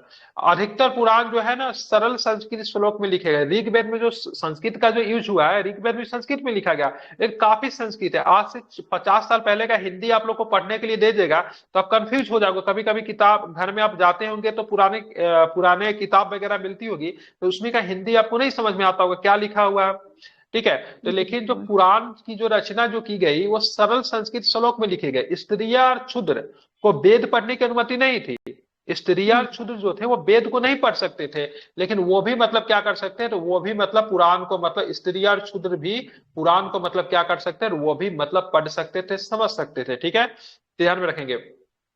जिन्हें वेद पढ़ने की अनुमति नहीं थी वो भी पुराण को मतलब क्या कर सकते थे, सुन सकते थे। अब पुराण का पाठ कहाँ पे होता था? तो पुराण के पाठ आपको मंदिरों में होता था। कहाँ पे होता था पुराण का पाठ? तो पुराण का पाठ आपको कहाँ होता था? मंदिरों में किया जाता था। ठीक है, इसको आपको ध्यान में रखना है। ठीक है, चलिए। सामाजिक एवं सांस्कृतिक दृष्टि से अग्नि पुराण का काफी महत्व है, जिसमें राजतंत्र के साथ कृषि संबंधी विवरण भी दिया गया है। ठीक है, तो अग्नि पुराण की बात करेंगे तो यहाँ पे इसका इंपॉर्टेंस काफी निकल कर आता है, क्योंकि इसमें राजतंत्र के साथ साथ कृषि संबंधी विवरण भी आपको अग्नि पुराण में आपको देखने को मिलता है। आप चलेंगे बौद्ध, जैन एवं अन्य साहित्य की बात करेंगे तो ये भी मतलब पुराण के ये भी हमें इतिहास के बारे में जानकारी प्राप्त करता है। तो यहाँ पे देखिए जातक का संबंध किससे है, तो ध्यान रखिए बौद्ध धर्म से जातक का संबंध है। किससे जातक का संबंध? तो बौद्ध धर्म से जातक का संबंध है। और जातक में क्या चीज वर्णित है? तो बुद्ध के पूर्व जन्म की कहानी जो है आपको कहाँ पे देखने को मिलती है? तो जातक में देखने को मिलती है। कहाँ पे देखने को मिलती है? तो जातक में आपको देखने को मिलती है। ठीक है, ध्यान में रखेंगे। और हिनयान का प्रमुख ग्रंथ जो है कथा वस्तु है। कौन है? हिनयान। और हिनयान महायान क्या होगा? तो बुद्ध धर्म 2 संप्रदाय में बट जाएगा। एक आपका होगा हिनयान होगा, दूसरा क्या होगा? महायान होगा। ठीक है, तो कथा वस्तु की बात करें, हिनयान का प्रमुख ग्रंथ क्या है? कथा वस्तु है। इसमें क्या देखने को मिलता है? जैसे महात्मा बुद्ध का जीवन चरित्र, ठीक है, के साथ साथ अनेक कथानकों का वर्णन है। ठीक है, तो महात्मा बुद्ध के जीवन चरित्र के अनेक कथानकों का वर्णन आपको कथा वस्तु में आपको देखने को मिलता है, जो कि मतलब बौद्ध धर्म से संबंधित है। लेकिन बौद्ध धर्म के किस संप्रदाय से? तो हिनयान संप्रदाय से संबंधित है। ठीक है, अब आते हैं हम लोग जैन धर्म। जैन साहित्य को क्या कहते थे? आगम कहते थे। क्या कहते थे? इसको आगम कहा जाता है। जैन धर्म का प्रारंभिक इतिहास किससे प्राप्त होता है? तो कल्प सूत्र से प्राप्त होता है। किससे होता है प्राप्त? कल्प सूत्र से प्राप्त होता है। ध्यान में रखेंगे। जैन धर्म भगवती सूत्र के महावीर के जीवन कृत्यों तथा अन्य समकालिकों के साथ साथ उनके संबंधों का भी विवरण जो है आपको यहीं पे आपको देखने को मिलता है। ठीक है, आप देखेंगे अर्थशास्त्र। अर्थशास्त्र भी एक जो है मतलब क्या बहुत इंपॉर्टेंट स्रोत होता है, जिससे प्राचीन भारत के बारे में हमें जानकारी मिलती है। मुख्यतः मौर्यन एम्पायर के बारे में आप जाओगे तो इसके बारे में अर्थशास्त्र मेगा इसके इंडिका जो है 2 प्रमुख पुस्तक, उन दोनों पुस्तक का अध्ययन करेंगे तब मॉडर्न टाइम के सारी चीजें के बारे में आपको जानकारी प्राप्त होती है। ठीक है, तो बात इसके लेखक की बात करें, इसका लेखक चाणक्य होगा। चाणक्य का नाम कौटिल्य था। कौटिल्य का ही नाम मतलब विष्णुगुप्त था। ठीक है, चंद्रगुप्त मौर्य के क्या थे? तो प्रधानमंत्री थे। ठीक है, उनके केयर टेकर भी रहे। ठीक है, अब बात करेंगे अर्थशास्त्र में कितने अधिकरण में। ठीक है, तो अधिकरण इसके 15 है और प्रकरण इनके 180 है। कितने हैं अधिकरण? कितने हैं? ठीक है, अधिकरण की बात करेंगे 15 है। अब प्रकरण की बात करेंगे, प्रकरण कितने हैं? 180 प्रकरणों में विभाजित किया गया। इसमें मौर्यकालीन इतिहास की जानकारी प्राप्त होती है, लेकिन काफी पुरानी किताब थी ये, अपने मुख्य मुख्य अवस्था में नहीं है। ये मतलब इधर उधर हो गया तो कुछ भी इधर, कुछ पेज उधर हो गया। तो श्याम शास्त्री ने क्या किया, इसका मतलब अनुवाद, मतलब क्या किया, इसको अच्छी जगह पे मिला तो इसको इकट्ठा करके इसको अनुवाद कर दिया। ठीक है, तो इसके अनुवादक कौन है, श्याम शास्त्री। दरोगा के एग्जाम में सेम टू सेम प्रश्न आया था, से बताओ हमें, ठीक है, अर्थशास्त्र का अनुवादक का नाम बताइए, तो क्या हो जाएगा, श्याम शास्त्री। ठीक है, चलिए, संस्कृत साहित्य में ऐतिहासिक घटनाओं के क्रमबद्ध लिखने का सर्वप्रथम प्रयास कलहन के द्वारा किया गया। ठीक है, कलहन कहाँ का इतिहासकार था, क्या बताएंगे, कलहन कहाँ का इतिहासकार था, जम्मू कश्मीर। कश्मीर का इतिहासकार था। बहुत सुंदर। कलहन के द्वारा एक पुस्तक लिखी गई जिसका नाम था राष्ट्ररंगनी। राष्ट्ररंगनी का मतलब राजाओं की नदी। ठीक है, इस ग्रंथ में 8 सर्ग है जिसमें तरंगों की संख्या दी गई है। इसमें 12वीं सदी से लेकर, ठीक है, 12वीं सदी तक के कश्मीर के शासकों का वर्णन आपको देखने को मिलता है। मुख्यतः 400 वर्षों का इतिहास जो है आपको राष्ट्ररंगनी में आपको देखने को मिलता है। ठीक है, अरबों का सिंध विजय का वृत्तांत आपको कहाँ पे देखने को मिलता है, 712 ईस्वी में अरब ने सिंध विजय किया। उस समय वहां का शासक जो था राजा दाहिर था। इसकी जानकारी आपको मिलती है चचनामा में देखने को मिलती है। चचनामा के लेखक को लेकर विवाद है, लेकिन बहुत जगह पे अली अहमद ही दिया रहता है। ठीक है, अब आते अष्टाध्यायी आते। संस्कृत भाषा के व्याकरण की प्रथम पुस्तक थी, किसने किया इसकी रचना, पाणिनि ने किया। इससे मौर्य के पहले इतिहास तथा मौर्य युगीन राजनीतिक व्यवस्था की जानकारी आपको प्राप्त होती है। ठीक है, तो ध्यान में रखिएगा, अगर बात करेंगे मौर्य समाज के बारे में जानकारी, तो मौर्य साम्राज्य के इतिहास तथा मौर्य युगीन राजनीतिक अवस्था की जानकारी आपको अष्टाध्यायी में देखने को मिलती है। मेगास्टिस के इंडिका में भी देखने को मिलती है, और साथ में क्या, तो अर्थशास्त्र में भी देखने को आपको मिलती है, जो कि कौटिल्य के द्वारा रचित है। तो इन सारे चीजों का आपको ध्यान में रखना है। ठीक है, अष्टाध्यायी में पहली बार लिपि शब्द का प्रयोग हुआ है। ठीक है, हमारी लिपि कौन सी, देवनागरी। देवना। अंग्रेजी जब लिखते हैं तो उसमें कौन सी लिपि का प्रयोग होता है, रोमन। रोमन। ठीक है, जब आप उर्दू लिखते हैं तो उसमें कौन सी लिपि का प्रयोग होता है, अरबी। ठीक है, क्या है, अरबी लिपि। ठीक है, ध्यान में रखेंगे। ठीक है, हमारे अंग्रेजी जब लिखते हैं तो उसमें रोमन लिपि। ठीक है, ध्यान में रखना। तो ये सारे चीजों को आपको क्या रखना है, समझ इसमें बढ़ानी है आपकी। अब आते इधर। ठीक है, अब यहाँ पे देखेंगे एक और भी, कात्यायन की गार्गी संहिता एक ज्योतिष ग्रंथ है, फिर भी इसमें भारत पे होने वाले यवन आक्रमण का उल्लेख देखने को मिलता है। ठीक है, जो गार्गी संहिता में भारत पे आक्रमण होने वाले यवन आक्रमण का उल्लेख, यवन कौन थे, तो जो लोग विदेशी जो थे उनको यवन कहा गया था। ठीक है, इसीलिए काली मिर्च को क्या कहा जाता है, यवन प्रिय कहा जाता है। क्या कहा जाता है काली मिर्च को, यवन प्रिय। दैट मीन्स जो विदेशियों को पसंद आते थे, विदेशी भारत में आके क्या चीज का व्यापार करते थे, तो काली मिर्च का व्यापार करते थे। इसीलिए काली मिर्च को क्या कहा, यवन प्रिय, जो कि यवन को, यवन मतलब काली मिर्च, जो कि उनको पसंद आते थे। ठीक है, ध्यान में रखेंगे। पतंजलि की बात करेंगे, पुष्यमित्र शुंग के पुरोहित थे। ठीक है, इन्होंने मतलब इसने महाभाष्य से शुंगों के इतिहास की जानकारी मिलती है। तब बात करेंगे पतंजलि की, बात के पुष्यमित्र महाभाष्य को किसने लिखा, तो पतंजलि साहब का महाभाष्य, इसे शुंग का इतिहास के बारे में आपको जानकारी मिल जाती है। ठीक है, ये सारे के सारे जो स्रोत जो थे, कैसे स्रोत थे, तब भारतीय स्रोत थे। कैसे स्रोत है, भारतीय शुद्ध। उसी समय आप देखोगे कुछ मतलब विदेशी यात्री या यात्रियों से मिलने वाली भी प्रमुख जानकारी आपको प्राप्त होती है। जैसे बात करेंगे कुछ लेखक, जो यूनानी लेखक, जैसे टेसियस। टेसियस जो था यह ईरान का राजवैद्य था। कहाँ का था, ईरान का राजवैद्य था। जब ये भारत आता है तो बहुत ही अजीब अजीब चीजें लिखकर चला गया। जैसे भारत के संदर्भ में इसका विवरण की बात करेंगे, काफी आश्चर्यजनक कहानियों से परिपूर्ण होने के कारण अविश्वसनीय है। इसने जो बातें लिखी वो नहीं मानी जाती, क्योंकि इसने बहुत ही मतलब अजीब अजीब बातें लिख दी है, इसलिए इनका विवरण जो है कैसा है, अविश्वसनीय है। ठीक है, दूसरे इतिहासकार की बात करेंगे, ये भी मतलब यूनानी ही थे। इनका नाम क्या है, इनका नाम हेरोडेटस है। इनको इतिहास का पिता कहते हैं। इसने अपनी पुस्तक लिखी, हिस्टोरिका लिखी। क्या लिखी, हिस्टोरिका लिखी। ठीक है, इनको कौन सी पुस्तक है, हिस्टोरिका इनकी पुस्तक है। 5वीं शताब्दी ईसा पूर्व के भारत फारस, फारस ईरान को बोलते हैं, संबंध का वर्णन देखने को मिलता है, परंतु इनका भी विवरण जो है अनुश्रुति एवं अफवाहों पे मतलब क्या है, आधारित है। ठीक है, सिकंदर के साथ आने वाले लेखक, बीपीएससी प्रश्न पूछ देता है इनमें से कौन सा लेखक जो सिकंदर के साथ भारत नहीं आया। ठीक है, ध्यान में रखेंगे। तो इनके साथ जो लेखक तो भारत में निर्याकस थे, अनेस्क्रिटस थे और अरिस्टोबुलस थे। ठीक है, ये 3 लेखक जो थे इनके साथ भारत आए। जब भारत आते तो भारत के विषय में जो ये विवरण जो देते हैं बहुत अधिक प्रामाणिक और विश्वसनीय है। ठीक है, ध्यान में इसको रखेंगे। मेगास्टिस की बात करेंगे, सेल्यूकस निकेटर का राजदूत थे। ये चंद्रगुप्त मौर्य के राज दरबार में आया था, ध्यान में इसको रखेंगे। इसने अपनी पुस्तक इंडिका में मौर्य युगीन समाज एवं संस्कृति के विषय में लिखा है, ठीक है। डाइमेकस की बात करेंगे तो सीरियन नरेश अंतियोकस का राजदूत था, कई बार पूछा है किसके दरबार में आया था, डाइमेकस किसके दरबार में आया था, तो बिंदुसार के राज दरबार में आया था, और इसका विवरण भी मौर्य युगीन समाज से संबंधित है, ठीक है। तो पूछता है मेगास्थनीज किसके दरबार में आया था, है बिंदुसार के दरबार में था मेगास्थनीज। किसके दरबार में मेगास्थनीज, तो चंद्रगुप्त मौर्य के दरबार में आया था। किसका राजदूत था मेगास्थनीज, किसका राजदूत था, सेल्यूकस निकेटर का। निकेटर का। बिल्कुल सेल्यूकस निकेटर का राजदूत था, बहुत सुंदर, ठीक है। बताइए डाइमेकस किसका राजदूत था,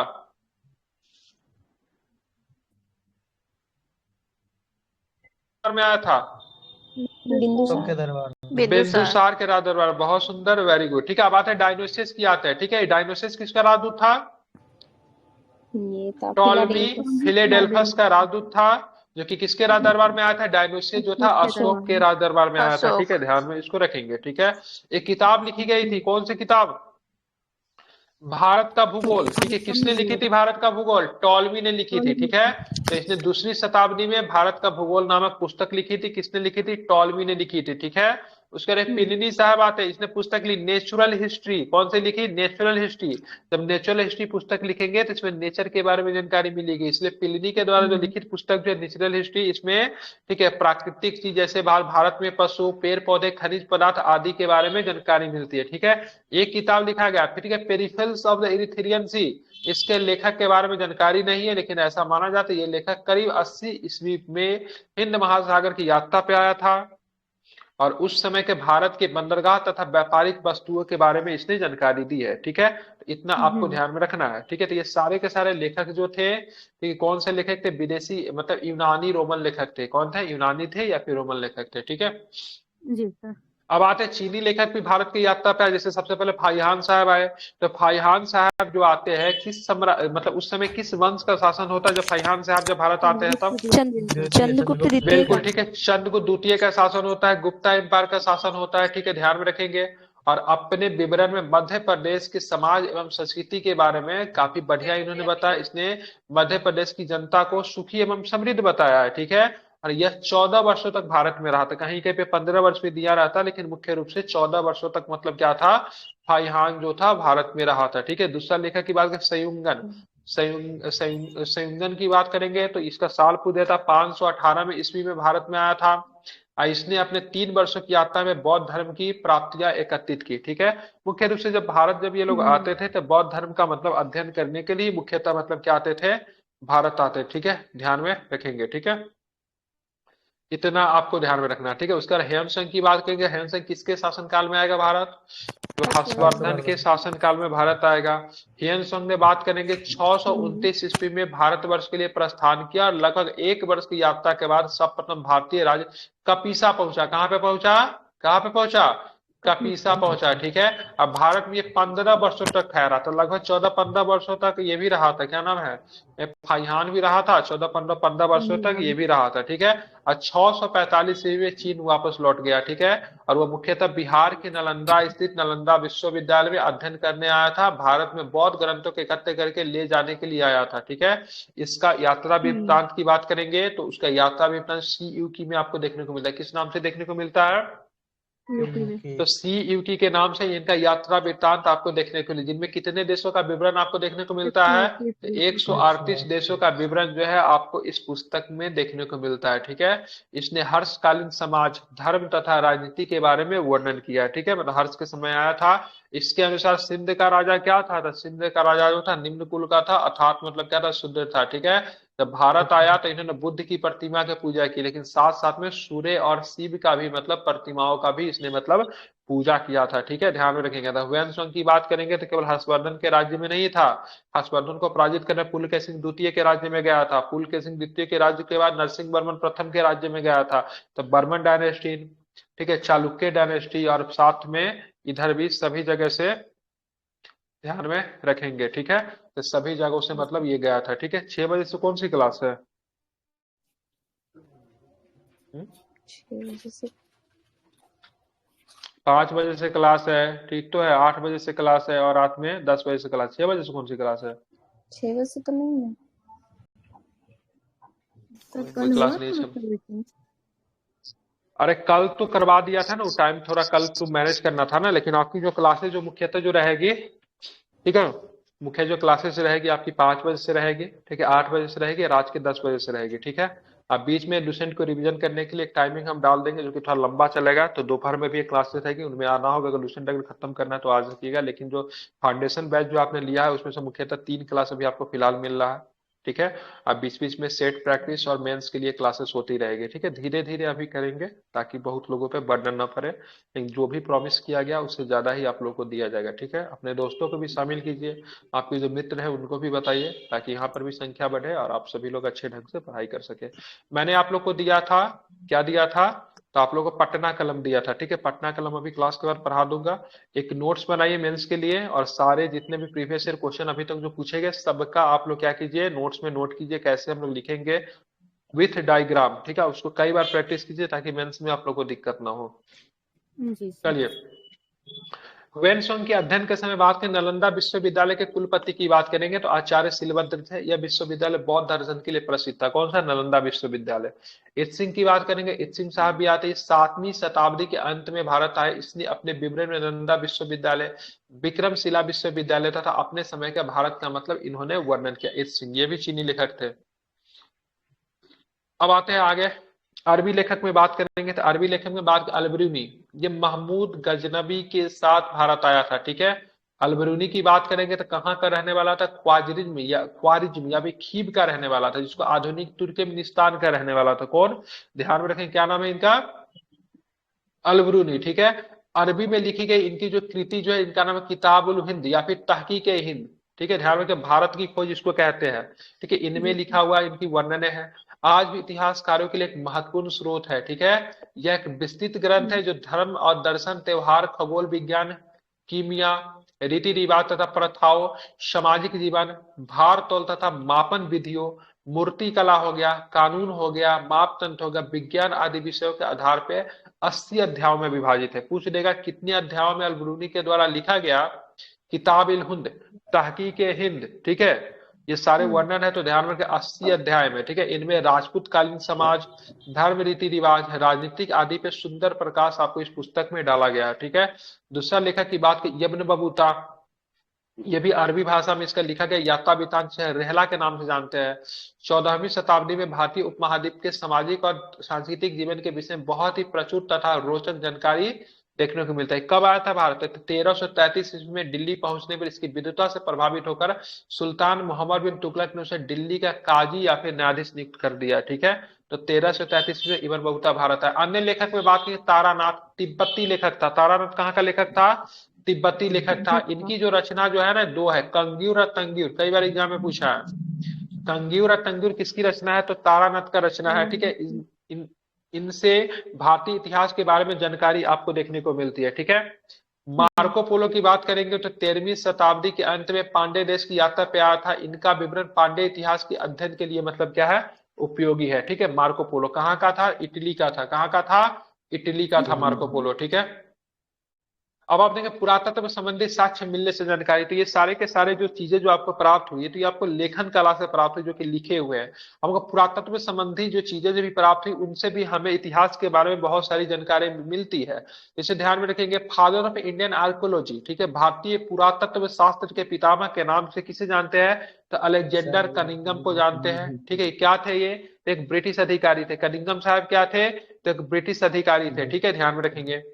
Alexander Rea, H Longhurst, Robert Sewell, James Burgess, Walter Elliot ने सभी भारत के पुरातात्विक स्थलों के उत्खनन से संबंधित है।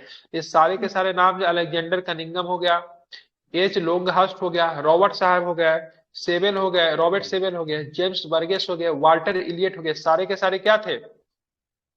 ये सारे के सारे पुरातात्विक खोज से पुरातत्व शास्त्री कह सकते हैं या फिर आर्कोलॉजिस्ट कह सकते हैं, सारे के सारे थे, ठीक है। भट्टी प्रोलू, ठीक है, घंटासला, अमरावती आदि स्थलों की खुदाई इन लोगों ने की थी, ठीक है। अब यहाँ पे देखिए 1400 शताब्दी ईसा पूर्व, मतलब ईसा मसीह के जन्म से 1400 वर्ष पहले, ठीक है, एक आपको वैदिक देवता मित्र वरुण, इंद्र और नासत्य, ठीक है, बारे में आपको जानकारी मिलती है, उसको बोले एशिया माइनर, ठीक है। एशिया माइनर से जानकारी मिलती है, इसको एक अभिलेख बोलते हैं, बोगाज कोई अभिलेख से इनके बारे में जानकारी मिलती है। तो एग्जाम में प्रश्न क्या पूछता है, एशिया माइनर फिर बोगाज कोई अभिलेख में इनमें से किस देवता के बारे में आपको जानकारी नहीं देखने को मिलती है? तो ध्यान में रखिए, मित्र, अरुण, इंद्र और नासत्य के बारे में जानकारी आपको देखने को मिलती है, ठीक है, जी ध्यान सर। में रखेंगे। नासत्य को अश्वनी कुमार के नाम से भी जानते हैं, ठीक है। मध्य भारत में भागवत धर्म वैष्णव संप्रदाय को विकसित करने का प्रमाण की बात करेंगे तो यवन राजदूत हेलियोडोरस के बेस नगर विदिशा गरुड़ स्तंभ लेख से प्राप्त होता है। तो ये जो राजकुमार जो था, सॉरी, ये जो मुख्यतः यहाँ पे देखेंगे यवन राजदूत, इनका नाम था हेलियोडोरस के बेस नगर विदिशा, जो कि आपको पड़ता है मध्य प्रदेश में पड़ता है, वहां पर गरुड़ स्तंभ लेख से इन्होंने वैष्णव धर्म को अपना लिया था। तो यहाँ से आपको जानकारी आपको देखने को मिलती है, ठीक है। सर्वप्रथम भारतवर्ष का जानकारी की बात करें, सर्वप्रथम भारतवर्ष का जिक्र की बात करेंगे तो हाथी गुफा अभिलेख में आपको देखने को मिलती है। सर्वप्रथम दुर्भिक्ष की जानकारी देने वाला अभिलेख जो है सोहगरा, ये सोहगरा अभिलेख है, जहां से दुर्भिक्ष के बारे में जानकारी मिलती है, ठीक है। दुर्भिक्ष का मतलब अकाल होता है, क्या होता है दुर्भिक्ष का मतलब? अकाल। अकाल होता है, ठीक है, ध्यान में रखिएगा, ठीक है। इस अभिलेख में संकट काल में उपयोग हेतु खदान सुरक्षित रखने का भी उल्लेख आपको देखने को मिलता है। तो सोहगौरा अभिलेख आपको ध्यान में रखना है, ठीक है। सर्वप्रथम भारत पे होने वाले, ठीक है, यवन आक्रमण, सॉरी, हून आक्रमण की जानकारी भीतरी स्तंभ लेख से प्राप्त होती है। किससे मिलती है? भीतरी स्तंभ लेख से सर्वप्रथम भारत पे होने वाले हून आक्रमण के बारे में जानकारी आपको प्राप्त होती है, ठीक है। सती प्रथा का पहला विकसित अभिलेख कहां से मिलता है? एरन अभिलेख मिलता है। कहां से? एरन अभिलेख से मिलता है, ठीक है। ध्यान रखिए, शासक कौन है? भानुगुप्त। एरन अभिलेख किससे संबंधित है? भानुगुप्त से संबंधित है, ठीक है, ध्यान में रखेंगे, ठीक है। सातवाहन राजाओं का पूरा इतिहास उनके अभिलेखों के आधार पर लिखा गया है। रेशम बुनकर की श्रेणियों की जानकारी मंदसौर अभिलेख से आपको जानकारी मिलती है। कश्मीरी नवपसानी, सबसे पहले पूछे बुर्ज होम जो है किस प्रकार का स्थल है? तो नवपसान काल का स्थल है, ठीक है, ध्यान में रखेंगे। यहाँ से गर्तावास का साक्ष्य आपको देखने को मिले। गर्तावास क्या होता था? गड्ढा घर, ठीक है, गड्ढा के नीचे मतलब घर होती थी और उसके नीचे मतलब उतरने के लिए मतलब सीढ़ियां लगी होती थी, और यहाँ पे मनुष्य के साथ साथ पालतू कुत्ते को भी दफनाने का प्रचलन जो था यही पे आपको देखने को मिलता है। साथ में यहाँ पे मतलब खाना बनाने के लिए भी मतलब जो क्या बोलते हैं चूल्हा वगैरह जो था ना, वो भी आपको कम्युनिटी चूल्हा देखने को मिला। कम्युनिटी चूल्हा क्या होता था? एक साथ बहुत सारे लोग जो थे खाना बनाते, तो वो भी यहाँ से मिला है। अब प्राचीनतम सिक्के को किस नाम से जानते थे? आहत सिक्के के नाम से जानते थे। इसी को मतलब साहित्य में, ठीक है, कासापर्ण कहा गया है, ठीक है, ठीक, कसारपन कहा गया। तो ये सारे के सारे फैक्ट जो थे, इन सारे चीजों के अध्ययन करने के बाद भारतीय इतिहास के बारे में आपको जानकारी आपको देखने को मुख्यतः मिलती है। यहाँ पे अभी जो हमने जो चीजें जो बताई है, सर्वप्रथम सिक्कों पर लेख लिखने के कार्य जो था यवन शासकों ने ही प्रारंभ किए थे, जो कि सिक्के पे बहुत सारी चीजों को लिख दिया जाता था। अभी सिंपल सा प्रश्न, जो हाथी गुफा अभिलेख जो कि तिथि रहित अभिलेख है। अब तिथि रहित मतलब क्या है? मतलब तिथि रहित का मतलब क्या है? मतलब तिथि के साथ, क्या तिथि के सात। हाँ, ठीक है, ध्यान में रखेंगे। तो हाँ, तो यहाँ पे ध्यान में रखेंगे कलिंग राजा खारवेल, ठीक है, किससे संबंधित है?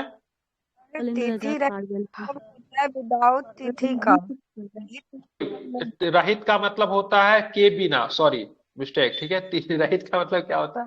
के बिना, ठीक है, मतलब विदाउट तिथि, ठीक है, मिस्टेक, ठीक है। रहित का मतलब होता है के बिना होता है, ठीक है, ध्यान में रखेंगे, ठीक है। तो हाथी गुफा अभिलेख किससे संबंधित है? कलिंग राजा खारवेल से। जूनागढ़ गुजरात में आपको देखने को मिला। गिरनार अभिलेख किससे संबंधित है? रुद्रामन, ये शक राजा था। कौन था? रुद्रामन जो था एक शक राजा था, ठीक है। नासिक अभिलेख किससे संबंधित? नासिक अभिलेख गौतम बलसरी। प्रयाग स्तंभ लेख किससे संबंधित है? प्रयाग स्तंभ लेख समुद्रगुप्त। मुगल शासकों के बारे में भी प्रयाग स्तंभ लेख से जानकारी मिलती है, ठीक है। एलोहा अभिलेख किससे संबंधित है? पुलकेशिन द्वितीय। चालुक्य राजा पुलकेशिन द्वितीय से। मंदसौर अभिलेख किससे संबंधित? मंदसौर मालवा नरेश यशोवर्मन। मालवा नरेश यशोवर्मन से, ठीक है। ग्वालियर अभिलेख किससे संबंधित है? प्रतिहार नरेश भोज। बिल्कुल, प्रतिहार नरेश भोज से संबंधित। भीतरी एवं जूनागढ़ अभिलेख किससे संबंधित है? स्कंदगुप्त। स्कंदगुप्त। देवपारा अभिलेख किससे संबंधित है? बंगाल शासक विजय। बंगाल के शासक विजय सेन। अभिलेखों के अध्ययन को क्या कहते हैं? तो इपिग्राफी कहते हैं। क्या कहते हैं? इपिग्राफी कहते हैं अभिलेख को अध्ययन को, ठीक है। समुद्रगुप्त की बीना बजती मुद्रा वाले सिक्कों को उसके संगीत प्रेमी होने का उल्लेख देखने को मिलता है। तो संगीत एक सिक्का मिलता है जिसमें समुद्रगुप्त कौन सा वाद्य यंत्र बजा रहे हैं? वो बीना बजा रहे, क्या बजा रहे हैं? बीना बजा रहे हैं, ठीक है। अर्कीमेडु एक स्थल है, ठीक है, अर्कीमेडु एक स्थल है जो कि कहाँ पड़ता है? आपको पता पौंडीचेरी के निकट पड़ता है। यहाँ से रोमन सिक्के प्राप्त हुए, डैट मीन्स यहाँ से रोम के साथ हमारा व्यापार होता था, ठीक है, ध्यान में रखेंगे। सर्वप्रथम भारत के साथ बर्मा संबंध, ठीक है, भारत के साथ बर्मा संबंध मलाया, कंबोज, ठीक है, कंबोडिया, जावा से स्थापित हुए। तो देखेंगे सबसे पहले भारत का संबंध जो है बर्मा का था। बर्मा को वर्तमान में स्वर्ण भूमि, पहले स्वर्ण भूमि के नाम से जानते हैं, अभी म्यांमार के नाम से जाना जाता है। मलाया को स्वर्ण द्वीप के नाम से जानते थे, कंबोडिया को कंबोज के नाम से जानते थे, जावा को यब द्वीप के नाम से जानते थे। इन सब के साथ भारत के संबंध प्राचीन काल से ही मतलब स्थापित है। उत्तर भारत में जो मंदिर जो बनती थी इसके लिए एक शैली का प्रयोग होता था, जिसको कौन सा शैली बोलते थे? नागर शैली बोलते थे। दक्षिण भारत में जो मंदिर का जो शैली जो प्रयोग होता है उसको द्रविड़ शैली बोलते थे। और दक्षिणापथ के मंदिरों का निर्माण नागर और द्रविड़ दोनों शैलियों का प्रभाव से होता था। दोनों शैली जब आपस में मिल जाते थे इनको कौन सी शैली बोलते थे? बेसर शैली के नाम से जानते थे। किस शैली के नाम से जानते थे? बेसर शैली के नाम से जानते थे। पंचायतन शब्द मंदिर की रचना से संबंधित है, ठीक है। पंचायतन, ये पंचायतन मंदिर कैसा होता था? एक हिंदू मंदिर, तब पंचायतन शैली कहलाता जब मुख्य मंदिर के 4 सहायक मंदिरों से घिरा होता था। जैसे मान लीजिए यहाँ पे एक मंदिर, यहाँ पे एक मंदिर, यहाँ पे एक मंदिर, यहाँ पे एक बड़ा सा एक मंदिर बीच में, ठीक है। तो यहाँ पे एक कोना पे एक कोना पे एक कोना पे बड़ा सा मंदिर जो होता था बीच में होता था, उसको पंचायतन मंदिर का मंदिर जो था उसको माना जाता था। ध्यान में इसको रखेंगे, याद रहेगा। जी सर। इस मंदिर को पंचायतन शैली का मंदिर कहते थे, ठीक है। उदाहरण के लिए पंचायतन मंदिर का सबसे अच्छा उदाहरण जो है दशावतार का मंदिर है, जो कि देवगढ़ उत्तर प्रदेश में पड़ता है, ठीक है। बात करेंगे कंदरिया महादेव का मंदिर कहाँ पड़ेगा? खाजुराहो में पड़ेगा। ब्रह्मेश्वर का मंदिर भुवनेश्वर में है। लक्ष्मण मंदिर की बात करेंगे, खाजुराहो में लक्ष्मण मंदिर है। लिंगराज का मंदिर की बात करें भुवनेश्वर में है। गोडेश्वर मंदिर की बात करेंगे महाराष्ट्र में, ठीक है। एक बार फिर से रिपीट कर रहा हूँ, इनमें से कौन सा मंदिर पंचायतन मंदिर का एग्जाम्पल है? तो कंदरिया महादेव मंदिर खजुराहो में पड़ेगा, पंचायतन का एग्जाम्पल है। ब्रह्मेश्वर मंदिर कहाँ पड़ेगा जो कि पंचायतन का एग्जाम्पल? बताइए। ब्रह्मेश्वर मंदिर भुवनेश्वर। भुवनेश्वर। बहुत सुन। लक्ष्मण मंदिर कहाँ पे पड़ेगा जो कि पंचायतन का उदाहरण है? बिल्कुल ठीक है, खजुराहो में। लिंगराज मंदिर कहाँ पे पड़ेगा जो कि पंचायतन का उदाहरण? बताइए जरा हमें। भुवनेश्वर में, ठीक है। दशावतार मंदिर कहाँ पे पड़ेगा जो कि पंचायतन का एग्जाम्पल है? बताइए। बिल्कुल। आइए, दशावतार मंदिर आपको इसलिए इंपॉर्टेंट भी हो जाता है क्योंकि इस मंदिर को ईंट जोड़ जोड़ के बनाएगा। बाकी सारा मंदिर जो है पत्थर वगैरह से, लेकिन इस मंदिर ईंट का मंदिर है। कैसा मंदिर है? ईंट का मंदिर है, ठीक है। दशावतार मंदिर जो कि बहुत ही मतलब जर्जर स्थिति में आ गया। मैं आपको दशावतार मंदिर में आपको दिखाना चाहता हूँ, जस्ट वेट।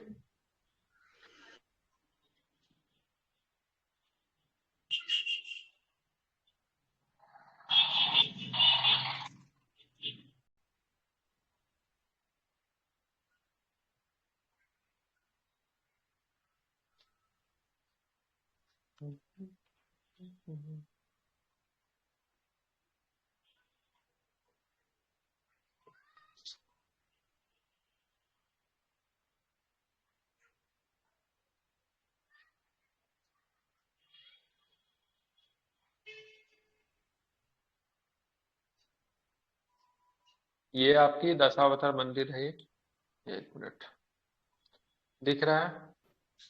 दिख रहा है? ये आपकी दशावतार मंदिर है, ठीक है। जा आपकी कौन सी दशावतार मंदिर है ये, ठीक है। देवघर उत्तर प्रदेश का मंदिर है ये। दस है, देखिए पंचायतन शैली का मंदिर है ये दशावतार मंदिर, ठीक है। जी सर। अच्छा, दूर से देखने में ऐसा लगेगा, ठीक है। ये देखिए, अच्छा से खोल नहीं रहा।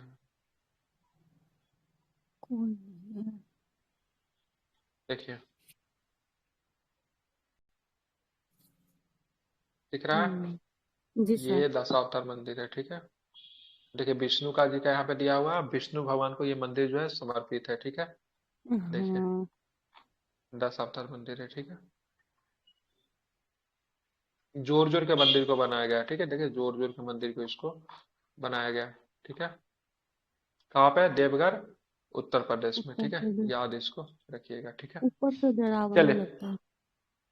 डरावना लगता है, ठीक है। तो अब हम लोग को प्रागैतिहासिक काल में चलना है, ठीक है। तो अब इसी पे क्लास का एक चैप्टर जो था इसका आपका मैंने खत्म कर दिया। सवेरे वाली जो क्लास जो मैंने रखा है, जो 80 घंटा से लेकर 100 घंटा का जो क्लास जो दे रहा हूँ, जिसमें इल्यूशन को कवर करने की बात की गई है, तो कल 12 बजे से शुरू करेंगे, 4 बजे तक, 5 बजे जितना होगा, 3-4 घंटा पढ़ सकते हैं ना, आपको कोई दिक्कत नहीं ना, लुसेंट आपका कवर हो जाएगा तो नहीं बहुत अच्छा सर रहेगा कोई आपके दिक्कत लिए। नहीं।